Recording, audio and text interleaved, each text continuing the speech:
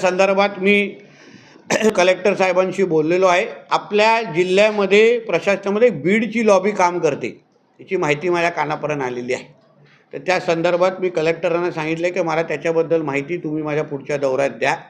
कोणाची अगर मक्तेदारी आणि दादागिरी इथे चालत असेल, बीड आपल्या राज्यातला एक महत्त्वाचा जिल्हा आहे, पण त्याही जिल्ह्याच्या नाव वापरून अगर इथे कोणी दादागिरी करत असेल त्या संबंधित, तर त्यांच्यापर्यंत आम्ही पोचू। आम्ही मॅनेज न होणाऱ्यापैकी लोक आहोत आणि आम्हाला विकत घेतील अशी कोणामध्ये क्षमता नाही, म्हणून माझ्या जिल्ह्याची कोणी बदनामी होणार नाही एवढी काळजी कोण घेऊन या काही गोष्टी करत। जसं मी तुम्हाला नियमामध्ये काम करा, आम्हाला काही आम्ही तुम्हाला मदतच करू। प्रत्येक खात्यामध्ये नियमाला धरून जो विषय असेल त्याला प्रोत्साहन दिलं जाईल।